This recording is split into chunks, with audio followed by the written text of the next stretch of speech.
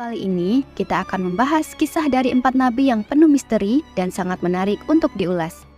Sebagai umat muslim, iman kepada nabi dan rasul terdapat pada rukun iman yang keempat. Iman kepada nabi dan rasul merupakan perkara wajib yang ada pada diri setiap muslim. Allah SWT memilih ribuan orang untuk diangkat menjadi nabi, dan di antara ribuan itu terdapat ratusan yang juga didaulat menjadi rasul. Sebagaimana dinukil dari Imam Ibnu Katsir dalam Qasas Al-Anbiya, dari Abu Dzar ia berkata, "Aku bertanya, wahai Rasulullah, berapakah banyaknya jumlah nabi?" Beliau menjawab, 124.000. Lalu aku bertanya lagi, "Wahai Rasulullah, berapakah dari mereka jumlah rasul?" Beliau menjawab, "Banyak sekali, 313 rasul." Lalu aku bertanya lagi, "Wahai Rasulullah, siapakah dari mereka yang pertama kali diutus?" Beliau menjawab, "Adam." Lalu aku bertanya lagi, "Wahai Rasulullah, apakah beliau seorang nabi yang diutus?"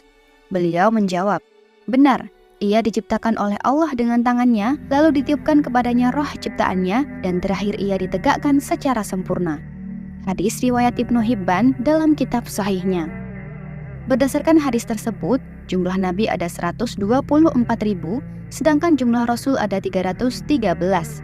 Sementara itu, Ahmad Hawasi mengatakan dalam buku kajian Tauhid dalam Bingkai Aswaja, menurut riwayat Ibnu Hakim, jumlah rasul disebut ada 315, sedangkan jumlah nabi lebih banyak dari itu. Dari banyaknya nabi dan rasul yang ada, hanya 25 nama yang wajib diketahui oleh umat Islam. Di antara para nabi Allah SWT, beberapa diyakini masih hidup hingga hari ini karena kematian mereka tertunda. Ketika berbicara tentang nabi dan rasul, kita pasti akan menganggap mereka sebagai utusan yang sudah meninggal karena mereka hidup ratusan tahun yang lalu. Namun, apakah kalian tahu bahwa ada 4 nabi yang masih hidup hingga sekarang? Menurut sebagian pendapat, ada 4 nabi yang diyakini masih hidup hingga kini. Satu di antaranya bukan dari kalangan 25 nabi dan rasul yang wajib kita imani.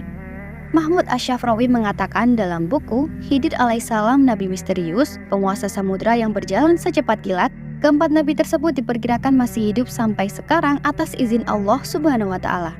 4 nabi yang masih hidup hingga sekarang ini bukanlah penutup para nabi, melainkan hamba pilihan yang ditangguhkan umurnya dengan kehendak Allah SWT. Ada banyak alasan mengapa para nabi ini masih hidup sampai sekarang. Ada yang ingin terus memuliakan Allah, ada pula yang kematiannya ditunda karena memiliki misi di akhir zaman. Nah, berikut ini adalah nama-nama para nabi yang diperkirakan masih hidup hingga saat ini. Siapa aja sih 4 nabi tersebut? Seperti apa kisah kehidupannya? Dan di mana tempat tinggal mereka sekarang? Yuk kita cari tahu bersama-sama. Nabi Khidir. Nabi Khidir merupakan nabi yang keberadaannya masih menjadi misteri. Sebenarnya, Nabi Khidir merupakan suatu gelar. Hal tersebut didasarkan pada suatu riwayat yang diterima oleh Abu Sa'id Muhammad bin Abdullah bin Hamdun dari Abu Hamid bin Al-Husain Asy-Syaraqi bin Bashar dan Ahmad bin Yusuf. Keduanya berkata, Abdullah bin Hamid Al-Waraq dari Maki bin Abdan, dari Abu Al-Azhar, dari Abu Rozak, dari Muhammad, dari Wahab bin Munabbih, dari Abu Hurairah telah memberitahukan kepada kami bahwa Rasulullah pernah bersabda, ia dinamai Khidir sebab ia duduk dengan memakai pakaian dari bulu unta berwarna putih, di mana jika kain itu bergoyang, maka di bawahnya akan tampak berwarna hijau. Disebut sebagai Khidir karena merupakan gelar panggilan Islam yang merujuk laqab atau julukan. Khidir berasal dari kata Al-Hidr yang artinya adalah seseorang yang hijau. Dikutip dari buku yang berjudul Menyimak Kisah dan Hikmah Kehidupan Nabi Khidir. Dalam buku itu kita akan diperkenalkan dengan siapa itu Nabi Khidir. Nabi Khidir memiliki nama asli Balya bin Malkan bin Falik bin Abir bin Salik bin Arfaksat bin Sam bin Nuh. Artinya, Nabi Khidir merupakan keturunan Nabi Nuh alaihissalam dari jalur Sam. Mengutip dari buku berjudul Nabi Khidir karya M.A. Alwi, disebutkan bahwa Khidir dilahirkan di sebuah gua. Ketika Khidir masih bayi, ibunya selalu memberikan susu kambing segar setiap hari. Suatu ketika, Khidir diambil oleh seorang penggembala dan dididik hingga beranjak dewasa. Khidir kemudian tumbuh menjadi anak yang cerdas dalam hal tulis-menulis dan membaca suhuf atau lembaran-lembaran yang diturunkan oleh Nabi Ibrahim. Hingga kini, keberadaan dari Nabi Khidir masih misterius. Beberapa ulama bahkan memberikan pendapat yang berbeda tentang keberadaan Nabi Khidir. Ada sebagian pendapat yang menyebut bahwa beliau masih terus hidup hingga hari kiamat tiba.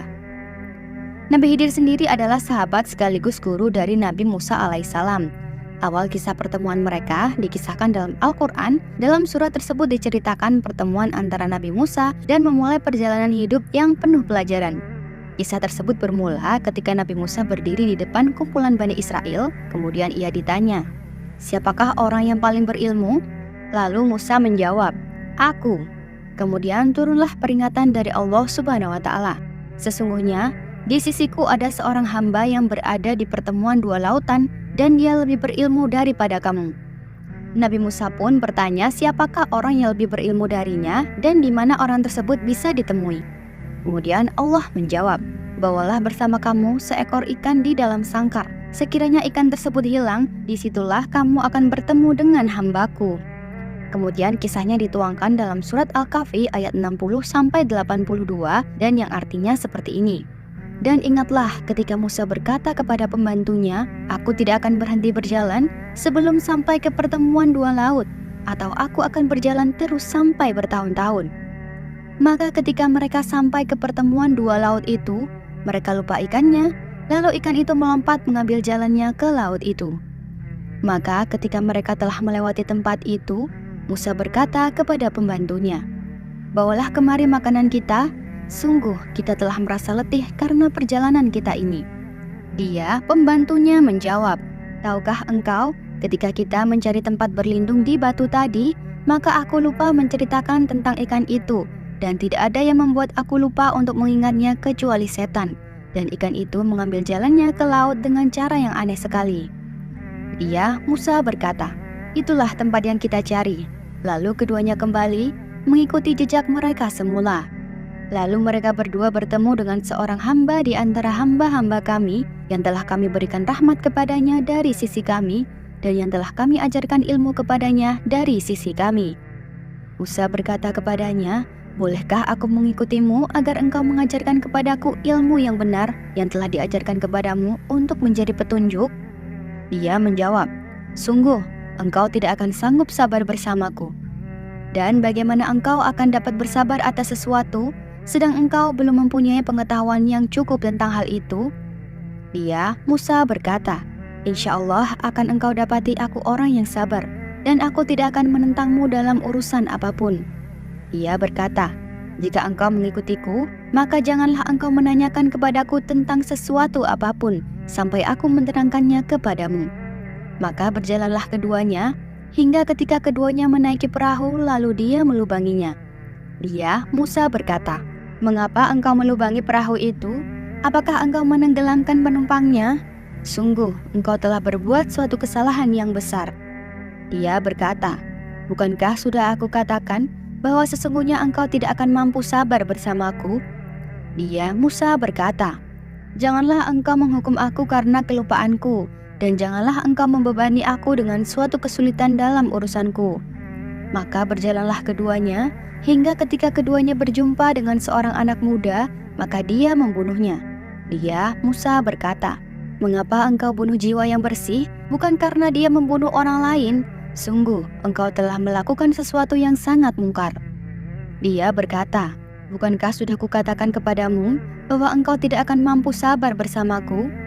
Dia, Musa, berkata, 'Jika aku bertanya kepadamu tentang sesuatu setelah ini, maka jangan lagi engkau memperbolehkan aku menyertaimu. Sesungguhnya engkau sudah cukup bersabar menerima alasan dariku.'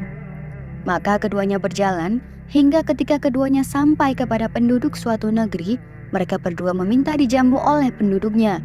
Tetapi mereka, penduduk negeri itu, tidak mau menjamu mereka. Kemudian keduanya mendapatkan dinding rumah yang hampir roboh di negeri itu. Lalu dia menegakkannya. Dia, Musa, berkata, 'Jika engkau mau, niscaya engkau dapat meminta imbalan untuk itu.' Dia berkata, 'Inilah perpisahan antara aku dengan engkau. Aku akan memberikan penjelasan kepadamu atas perbuatan yang engkau tidak mampu sabar terhadapnya. Adapun perahu itu adalah milik orang miskin yang bekerja di laut. Aku bermaksud merusaknya, karena di hadapan mereka ada seorang raja yang akan merampas setiap perahu. Dan adapun anak muda kafir itu, kedua orang tuanya mukmin, dan kami khawatir kalau dia akan memaksa kedua orang tuanya kepada kesesatan dan kekafiran. Kemudian kami menghendaki, sekiranya Tuhan mereka menggantinya dengan seorang anak lain yang lebih baik kesuciannya daripada anak itu dan lebih sayang kepada ibu bapaknya. Dan adapun dinding rumah itu adalah milik 2 anak yatim di kota itu, yang di bawahnya tersimpan harta bagi mereka berdua dan ayahnya seorang yang saleh. Maka Tuhan menghendaki agar keduanya sampai dewasa dan keduanya mengeluarkan simpanannya itu sebagai rahmat dari Tuhanmu. Apa yang kau berbuat bukan menurut kemauanku sendiri. Itulah keterangan perbuatan-perbuatan yang engkau tidak sabar terhadapnya. Quran Surat Al-Kahfi ayat 60-82. Ciri-ciri Nabi Khidir juga diriwayatkan oleh sebagian pendapat. Nabi Khidir adalah sosok yang tertutup dan senang menyendiri. Dalam kitab Al-Arais, At-Sa'labi pernah berkata, Khidir menurut kumpulan pendapat-pendapat adalah nabi yang dipanjangkan umurnya dan tertutup dari pandangan-pandangan. Nabi Khidir juga sosok yang tidak menyukai keramaian dan jarang menampakkan dirinya kecuali pada orang-orang tertentu saja. Ia datang dan pergi sesuka hatinya. Mengutip buku yang berjudul Nabi Misterius Penguasa Samudra yang Berjalan Secepat Kilat, Nabi Khidir digambarkan sebagai orang yang misterius, tak mudah menampakkan wujud fisiknya dan suka merahasiakan nama maupun tempat tinggalnya. Dalam beberapa riwayat disebutkan bahwa beliau memiliki ciri fisik yang tidak dimiliki oleh orang biasa. Jempol tangannya tidak bertulang, beliau suka membawa tongkat, dan perawakannya jauh lebih tinggi dari kita. Nabi Khidir memiliki banyak keistimewaan yang tidak dimiliki oleh semua orang. Dirangkum dari buku yang berjudul Sang Nabi Super Misterius karya Halifi Elias Bahar menjelaskan Nabi Khidir memiliki ilmu laduni. Ilmu laduni adalah ilmu yang diberikan langsung oleh Allah Subhanahu wa Ta'ala tanpa melalui proses belajar dan perantara seorang guru. Dengan ilmu tersebut, Nabi Khidir mengajarkan tentang ma'rifat kepada orang yang membutuhkannya. Kemudian keistimewaan berikutnya, setiap tempat yang beliau pijak berubah menjadi hijau. Nah, jadi setiap tempat yang disinggahi oleh Nabi Khidir ini pasti berubah menjadi hijau dan indah. Jalaluddin Asyuyuti dalam tafsir Ad-Dur Al-Mansur pernah menukil hadis yang diriwayatkan Ibnu Abbas. Rasulullah SAW bersabda, sesungguhnya Khidir disebut Khidir lantaran setiap sholat di atas hamparan kulit putih, maka hamparan tersebut tiba-tiba berubah menjadi hijau. Keistimewaan berikutnya yang dimiliki Nabi Khidir yakni memiliki kemampuan berjalan secepat kilat.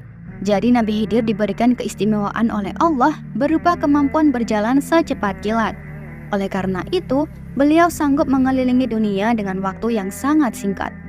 Beberapa ulama mengungkapkan bahwa Nabi Khidir menguasai seluruh samudra, mulai dari Samudra Hindia, Samudra Atlantik, hingga Samudra Pasifik. Kemampuan ini membuat ia senang berpindah-pindah tempat sholat. Misalnya sholat subuh di Masjid Nabawi, zuhur di Masjidil Haram, dan seterusnya. Nabi Khidir juga dapat berubah rupa. Dalam banyak kesempatan, Nabi Khidir dapat berganti wujud dan rupa. Imam Ghazali mengatakan bahwa perubahan rupa tersebut bisa terjadi di tempat yang berbeda-beda. Terkadang menyamar jadi orang miskin, orang jalanan, saudagar kaya, dan lain-lain. Dan yang terakhir, wujud fisiknya tak dapat dilihat semua orang. Hanya orang-orang tertentu yang dipilih oleh Allah Subhanahu wa Ta'ala yang dapat bertemu dengan Nabi Khidir. Karena dapat berubah rupa, Nabi Khidir tidak mudah dikenali oleh orang sembarangan. Terus bagaimana sih pendapat ulama mengenai Nabi Khidir yang hidup hingga hari ini? Ada perbedaan pendapat dari para ulama tentang Nabi Khidir yang masih hidup hingga sekarang ini. Banyak juga ulama yang mempercayai bahwa beliau masih hidup dengan jasadnya di dunia. Beliau diyakini akan meninggal sebagai manusia biasa saat akhir zaman atau hari kiamat. Mengutip buku Tanya Jawab Islam, sebagian ulama juga ada yang berpendapat bahwa Nabi Khidir telah wafat. Pendapat Nabi Khidir telah wafat tersebut mengacu pada firman Allah Subhanahu wa Ta'ala yang artinya, "Kami tidak menjadikan seorang pun sebelum engkau, hai Nabi, hidup kekal abadi." Quran Surat Al-Anbiya ayat 34. Selain itu, wafatnya Nabi Khidir juga semakin diperkuat dengan hadis yang artinya, setelah lewat 100 tahun, tidak seorang pun yang sekarang masih hidup di muka bumi. Jadi, gimana menurut teman-teman doyan cerita? Di balik keberadaannya yang masih misterius, apakah Nabi Khidir masih hidup hingga sekarang ini? Coba tuliskan pendapat kalian di kolom komentar. Sebelum lanjut ke beberapa nabi yang masih hidup berikutnya, Alangkah baiknya buat teman-teman doyan cerita untuk tekan tombol like, komen, dan subscribe agar kami lebih semangat lagi untuk merangkum dan membawakan info yang unik dan menarik untuk kalian semua. Nabi Ilyas. Nabi Ilyas atau Elijah merupakan seorang nabi yang hidup pada masa kerajaan Israel Utara. Ia dikenal sebagai nabi yang memiliki kekuatan luar biasa dan mempunyai persahabatan yang erat dengan Nabi Khidir. Nabi Ilyas juga dikenal dengan mukjizatnya yang luar biasa. Salah satunya adalah mampu memanggil hujan ketika musim kemarau panjang melanda. Nabi Ilyas alaihissalam merupakan keturunan keempat dari Nabi Harun alaihissalam dan memiliki nama lengkap dengan nama lengkap Ilyas bin Finhas bin Azar bin Harun bin Imran bin Kohits bin Aziz bin Lawai bin Yakub bin Ishak bin Ibrahim. Kisah Nabi Ilyas alaihissalam terdapat di dalam Al-Quran Surat Al-An'am ayat 85 dan As-Saffat ayat 123-132, di mana pada Surat As-Saffat ayat 123 dijelaskan pula bahwa Nabi Ilyas alaihissalam termasuk sebagai salah satu Rasul Allah Subhanahu wa Ta'ala. Allah Subhanahu wa Ta'ala berfirman, "Sesungguhnya Ilyas benar-benar termasuk para Rasul." Quran Surat As-Saffat ayat 123. Kemudian di surat Al-An'am ayat 85 dijelaskan bahwa Nabi Ilyas alaihissalam merupakan termasuk ke dalam orang yang saleh. Dan Zakaria, Yahya, Isa, dan Ilyas semuanya termasuk orang-orang yang saleh. Quran surat Al-An'am ayat 85. Nabi Ilyas alaihissalam juga menjadi salah satu nabi yang diutus untuk Bani Israel yang membangkang kepada Allah Subhanahu wa Ta'ala. Bertahun-tahun sepeninggalan Nabi Musa alaihissalam dan Nabi Harun alaihissalam, Bani Israel kembali menyekutukan Allah Subhanahu wa Ta'ala, sehingga kisah Nabi Ilyas alaihissalam adalah berdakwah kepada Bani Israel agar kembali ke jalan yang benar. Pada suatu masa, Israel Utara dilanda kemarau panjang selama 3 tahun berturut-turut. Tanah menjadi tandus dan sawah-sawah tidak lagi menghasilkan panen yang cukup. Masyarakat pun menjadi kelaparan dan kekurangan air. Pada masa itu, Nabi Ilyas mengumumkan agar semua orang meninggalkan agama yang mereka anut, yaitu menyembah Baal, agar mereka menyembah hanya kepada satu Tuhan yang Maha Kuasa. Namun Raja Ahab yang merupakan penganut agama Baal tidak menghiraukan permintaan Nabi Ilyas dan justru mengancam akan membunuhnya. Nabi Ilyas lalu pergi ke Wadi Sherid dan tinggal di sana selama beberapa waktu. Di sana ia memperoleh makanan dari burung-burung yang memberinya makan dan minuman dari sungai yang tidak pernah kering meski di musim kemarau. Setelah beberapa waktu, sungai tersebut kering dan Nabi Ilyas pun pergi ke Zarephat, sebuah desa yang terletak di pesisir laut. Di sana ia bertemu dengan seorang janda yang sedang mengumpulkan kayu bakar untuk membuat roti terakhir bagi dirinya dan anaknya sebelum mati kelaparan. Nabi Ilyas meminta agar janda tersebut membuat roti untuknya terlebih dahulu dan menjanjikan bahwa pasokan tepung dan minyak janda tersebut tidak akan pernah habis selama masa kemarau berlangsung. Janji Nabi Ilyas terbukti benar dan janda tersebut dan anaknya selamat dari kelaparan.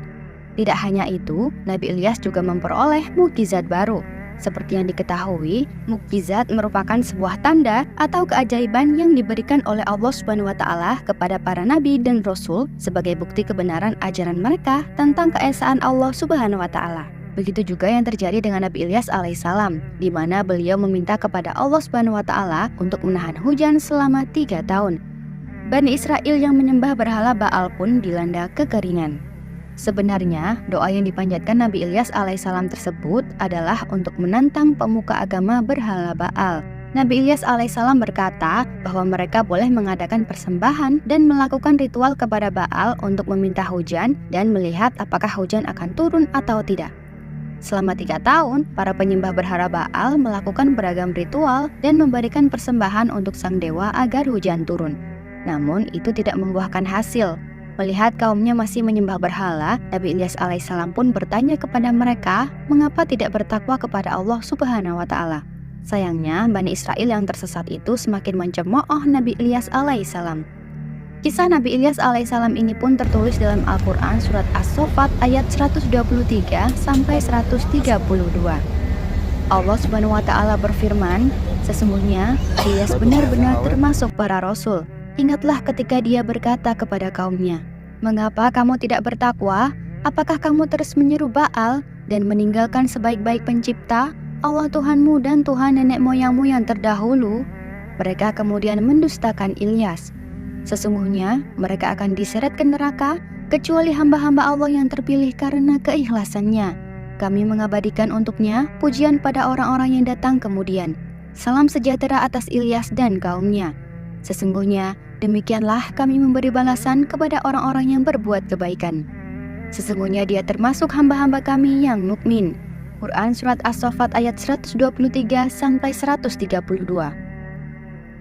Nabi Ilyas alaihissalam kemudian berdoa agar hujan turun, dan di saat itu pula Allah Subhanahu wa Ta'ala mengabulkan doa utusannya tersebut. Hal ini disaksikan oleh para kaumnya. Ada yang terkejut dan langsung menyatakan keimanannya, ada pula yang membantah dan bahkan mengejar Nabi Ilyas alaihissalam untuk ditangkap karena disebut menyebarkan ajaran ilmu sihir yang sesat. Nabi Ilyas alaihissalam kemudian menjadi buronan para kaum penyembah berhala. Dalam pelariannya, Nabi Ilyas alaihissalam bersembunyi di sebuah gua. Allah Subhanahu wa Ta'ala tidak membuat utusannya kelaparan. Allah Subhanahu wa Ta'ala pun mengirimkan burung untuk membawa makanan dan minuman bagi Nabi Ilyas alaihissalam di persembunyiannya.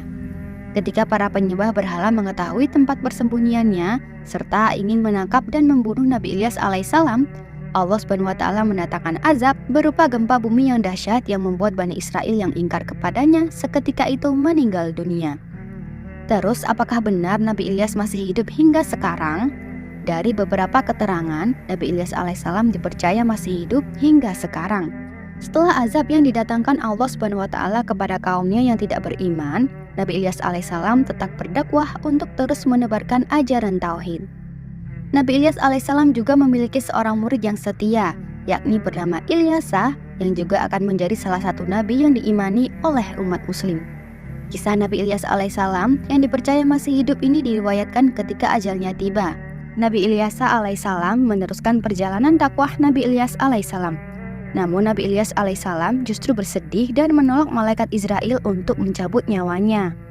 Malaikat Israel kemudian bertanya alasan Nabi Ilyas alaihissalam tidak mau diambil nyawanya. Nabi Ilyas alaihissalam mengatakan bahwa dirinya merasa malu karena belum banyak berzikir untuk Allah Subhanahu wa Ta'ala. Nabi Ilyas alaihissalam bahkan meminta agar nyawanya diambil saat hari akhir tiba karena Nabi Ilyas alaihissalam khawatir tidak ada yang berzikir untuk Allah Subhanahu wa Ta'ala sampai akhir zaman. Mendengar hal itu, Allah Subhanahu wa Ta'ala pun mengabulkan permintaan Nabi Ilyas alaihissalam, yakni menangguhkan kematiannya. Namun riwayat lain menyebutkan bahwa Nabi Ilyas alaihissalam tidak berada di bumi, melainkan diangkat ke langit. Wallahu a'lam bishawab. Begitulah kisah Nabi Ilyas alaihissalam yang disebutkan masih hidup hingga hari ini untuk berzikir kepada Allah Subhanahu wa Ta'ala. Bagaimana menurut teman-teman doyan cerita? Coba berikan pendapat kalian di kolom komentar. Nabi Isa. Nabi Isa alaihissalam merupakan satu dari 5 nabi dan rasul yang berpredikat ulul azmi atau nabi yang diberikan keistimewaan dengan keteguhan hati yang luar biasa dalam mengemban risalah Allah karena kebebalan umatnya. Nabi Isa alaihissalam juga diberikan mukjizat luar biasa, yakni bisa menghidupkan orang mati dengan izin Allah, bisa menyembuhkan orang buta, dan mampu berbicara saat masih bayi. Namun bukti-bukti kenabian dan hujah kuat berupa kitab Injil yang diberikan Allah kepada Nabi Isa alaihissalam belum menyadarkan kaum Bani Israel. Mereka tetap mendustakannya dan terus mengganggu dakwah Nabi Isa hingga mengusirnya dari tempat kelahirannya. Puncaknya, orang-orang Yahudi melakukan makar dengan merencanakan untuk membunuh Nabi Isa alaihissalam. Peristiwa itu diabadikan dalam Al-Quran. Allah Subhanahu wa Ta'ala berfirman, "Dan karena ucapan mereka, sesungguhnya kami telah membunuh Al-Masih, Isa putra Maryam, Rasul Allah. Padahal mereka tidak membunuhnya dan tidak pula menyalibnya. Tetapi yang mereka bunuh ialah orang yang diserupakan dengan Isa bagi mereka. Sesungguhnya orang-orang yang berselisih paham tentang pembunuhan Isa benar-benar dalam keraguan tentang yang dibunuh itu. Mereka tidak mempunyai keyakinan tentang siapa yang dibunuh itu kecuali mengikuti prasangka belaka. Mereka tidak pula yakin bahwa yang mereka bunuh itu adalah Isa. Tetapi yang sebenarnya Allah telah mengangkat Isa kepadanya dan adalah Allah Maha Perkasa lagi Maha Bijaksana. Tidak ada seorang pun dari ahli kitab kecuali akan beriman kepadanya Isa sebelum kematiannya. Dan di hari kiamat nanti, Isa itu akan menjadi saksi terhadap mereka." Quran Surat An-Nisa ayat 157-159. Dalam tafsir Ibnu Katsir diterangkan, orang-orang Yahudi itu masih belum puas dengan ulahnya yang terus mengganggu Nabi Isa. Akhirnya mereka datang kepada Raja Damasik atau Damaskus di masa itu. Raja Damasik adalah seorang musyrik penyembah bintang. Para pemeluk agamanya dikenal dengan sebutan pemeluk agama Yunani. Akhirnya mereka, orang-orang Yahudi itu tiba kepada raja tersebut lalu melaporkan laporan palsu kepadanya bahwa di Baitul Maqdis terdapat seorang lelaki yang menghasut halayak ramai, menyesatkan mereka, dan menganjurkan mereka agar memberontak kepada raja. Mendengar laporan tersebut, si raja murka. Lalu ia mengirimkan instruksi kepada gubernurnya yang ada di Baitul Maqdis, memerintahkannya agar menangkap lelaki yang dimaksud, lalu menyalibnya dan kepalanya diikat dengan duri agar tidak mengganggu orang-orang lagi. Ketika surat raja itu sampai kepada si gubernur, dia segera melaksanakan perintah itu. Lalu ia berangkat bersama segolongan orang-orang Yahudi menuju ke sebuah rumah yang di dalamnya terdapat Nabi Isa alaihissalam bersama sejumlah sahabatnya. Jumlah mereka kurang lebih ada 12. Ibnu Abbas mengatakan bahwa ketika Allah hendak mengangkat Nabi Isa alaihissalam ke langit, maka Nabi Isa keluar untuk menemui para sahabatnya dari kalangan Hawariyin yang jumlahnya ada 12 orang. Yang dimaksud ialah Isa keluar dari mata air yang ada dalam rumah tersebut, sedangkan kepalanya masih meneteskan air. Lalu ia berkata, "Sesungguhnya di antara kalian ada orang yang kafir kepadaku sebanyak 12 kali sesudah ia beriman kepadaku." Ibnu Abbas melanjutkan kisahnya bahwa Isa berkata pula, "Siapakah di antara kalian yang mau dijadikan sebagai orang yang serupa denganku, lalu ia akan dibunuh sebagai gantiku, maka kelak dia akan bersamaku dalam satu tingkatan di surga nanti." Tiba-tiba, seorang yang paling muda usianya di antara yang mereka segera berdiri. Ia adalah Yudas Iskariot. Lalu ia berkata, "Aku bersedia." Tetapi Nabi Isa memandang pemuda itu masih terlalu hijau untuk melakukannya. Maka ia mengulangi permintaannya sebanyak 2 kali atau 3 kali. Tetapi setiap kali ia mengulangi perkataannya, tiada seorang pun yang berani maju kecuali pemuda itu. Akhirnya Nabi Isa berkata, "Kalau memang demikian, jadilah kamu seperti diriku." Maka Allah menjadikannya mirip seperti Nabi Isa alaihissalam hingga seakan-akan dia memang Nabi Isa sendiri.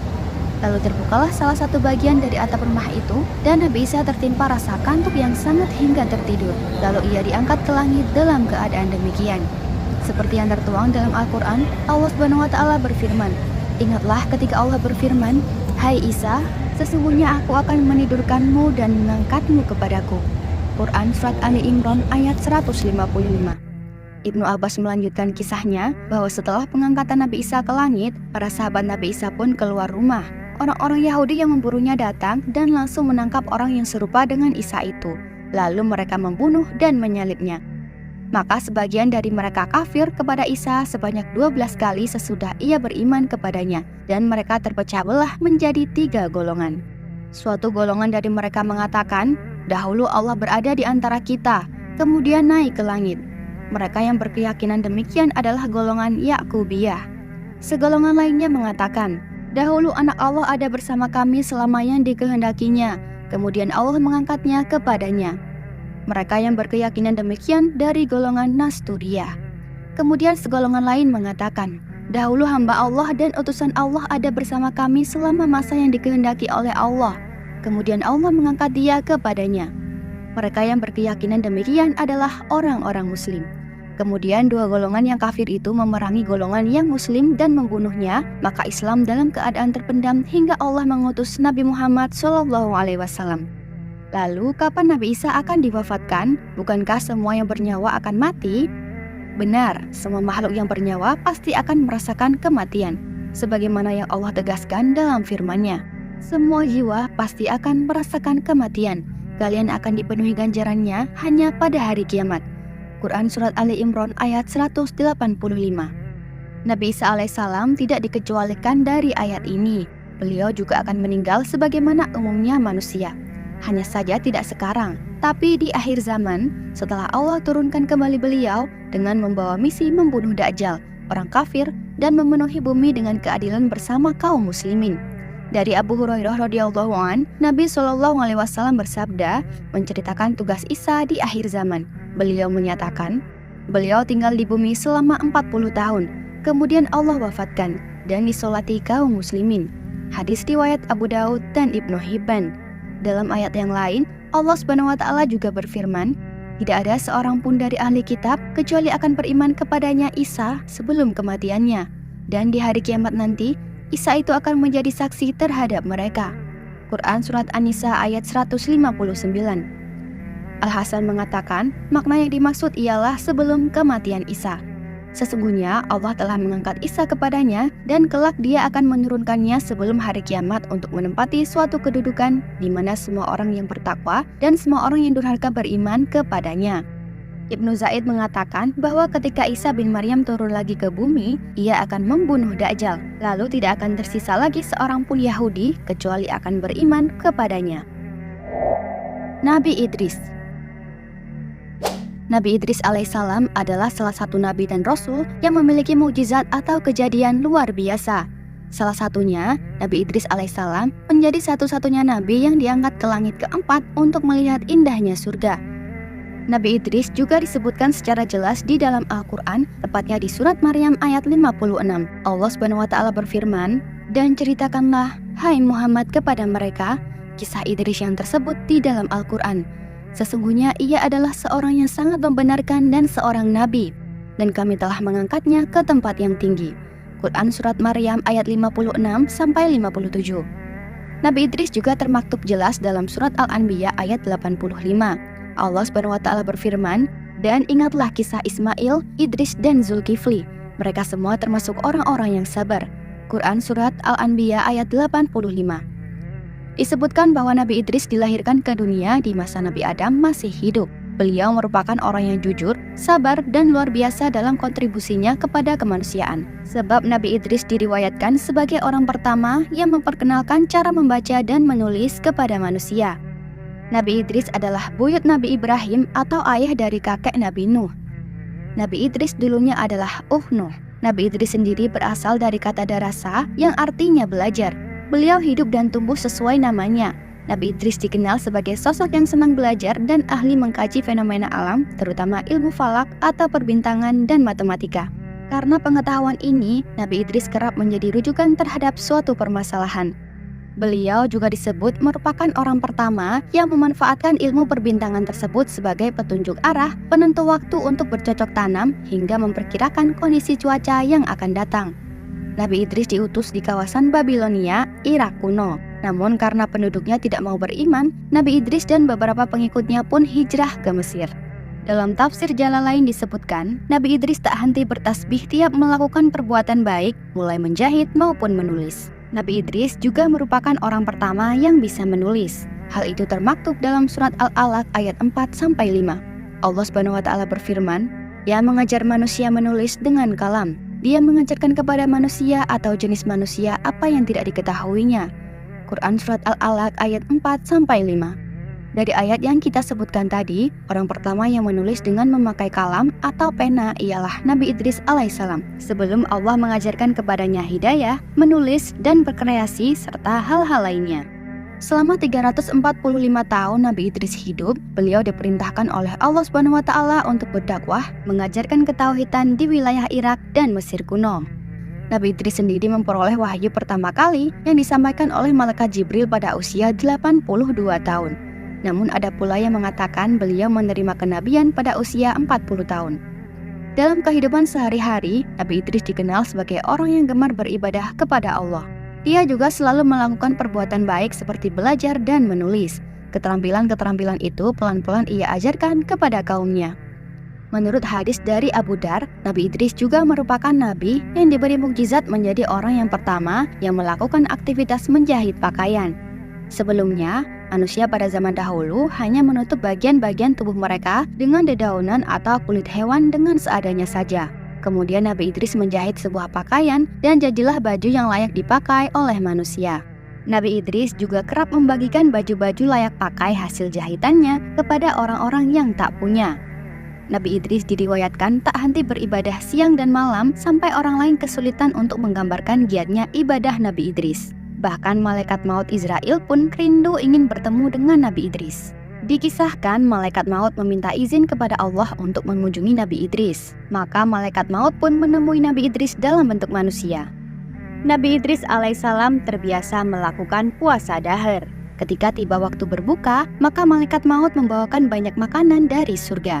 Saat malaikat maut tiba di depan rumah Nabi Idris pun membuka pintu rumahnya dan mendapati seorang tamu yang membawa banyak sekali makanan. Akhirnya tamu itu pun dipersilakan masuk. Karena sopan santunnya Nabi Idris kepada tamu, Nabi Idris pun menawarkan makanan itu kepada sang tamu yang lantas ditolaknya. Nabi Idris sesungguhnya saat itu tidak sadar bahwa ia tengah berhadapan dengan malaikat maut, yakni malaikat Israel yang menyamar sebagai manusia.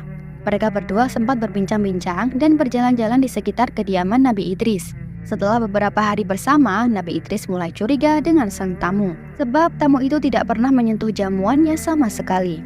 Dalam riwayat Ibnu Abu Nujaih telah meriwayatkan bahwa Nabi Idris diangkat ke langit dan tidak mati. Perihalnya sama dengan pengangkatan Nabi Isa. Ibnu Abbas sehubungan dengan makna firman-Nya, dan kami telah mengangkatnya ke martabat yang tinggi. Quran Surat Maryam ayat 57. Bahwa Idris diangkat ke langit yang ke-6 dan wafat di tempat itu.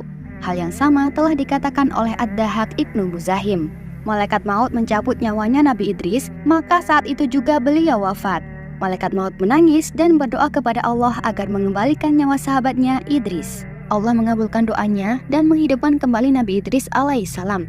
Malaikat maut merangkul Nabi Idris yang hidup kembali sambil bertanya, "Wahai saudaraku, bagaimana rasanya pahitnya kematian?" Nabi Idris menjawab, "Sesungguhnya hewan ketika dikuliti hidup-hidup, maka sakitnya kematian 1000 kali lipat lebih berat daripada hal itu." Malaikat maut berkata, "Padahal aku mencabut nyawamu dengan halus, dan itu belum pernah aku lakukan kepada seorang pun sebelumnya." Wahai malaikat maut, aku masih punya kebutuhan lain terhadapmu. Aku ingin melihat neraka jahanam, dan aku akan beribadah kepada Allah Ta'ala setelah melihat tali kekang dan hiruk-pikuk jahanam, kata Nabi Idris.